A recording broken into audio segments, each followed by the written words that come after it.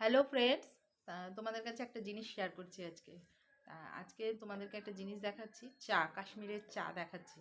এই দেখো, কাশ্মীরের মশালা চা, এটাকে বলে কাওয়া চা। হ্যাঁ, চাটার নাম আর কি, যেটা সিতারা মানে কাশ্মীরে যে ডাল লেক আছে ওখানে এটা তৈরি হয়, তৈরি করে বিক্রি করে। তা আমার হাজবেন্ডকে তার কাস্টমাররা পাঠিয়েছে, বিএসএফ এর কাস্টমার আছে কাশ্মীরে, তাদের ডিউটি পড়ে। তা সেখান থেকে ও নিয়ে আসলে কিছু নিয়ে আসলে সেটা দেয় আর কি। তা দু রকমের চা পাঠিয়েছে, আমি ভীষণ ভালোবাসি চা খেতে। আরেকটা পাঠিয়েছে এই যে এই চাটা, এটা হচ্ছে পিঙ্ক টি বলে কাশ্মীরের, মানে এটা করলে পরে পিঙ্ক কালার হয়ে যায়। তা আমি চাটা বানিয়েছি, তোমাদেরকে দেখাচ্ছি, দেখো। এই দেখো, চাটা আমি খাচ্ছি, কাশ্মীরের চা।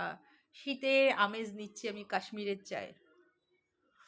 উম দারুণ দারুণ, কি টেস্ট, কি বলবো তোমাদের, এত সুন্দর টেস্ট চাটা হয়েছে। উফ, যেমনি মানে স্মেলটা খুব সুন্দর হয়েছে, দারুণ চা হয়েছে, দারুণ চা।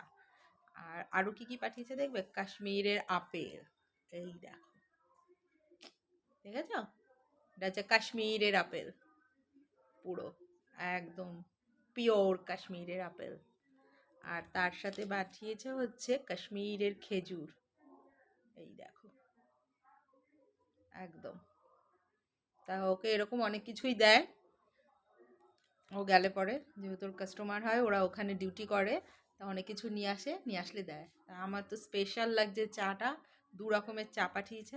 আমি চা ভীষণ ভালোবাসি, তাই শীতকালে এই চায়ের আমেজ যে আর বলার কথা না, যারা চা ভালোবাসে চা প্রেমীরাই বলতে পারবে যে এই চায়ের আমেজ কি। কাশ্মীরের চায়ের আমেজ আমি এইখানে ভোগ করছি, উপভোগ করছি একবারে। উম, দারুণ। তা তোমরা যদি খাও তাহলে চলে আসো আমার এখানে, তাহলে কাশ্মীরের চা তোমাদেরকে খাওয়াবো সন্ধ্যাবেলা। ওকে, টাটা।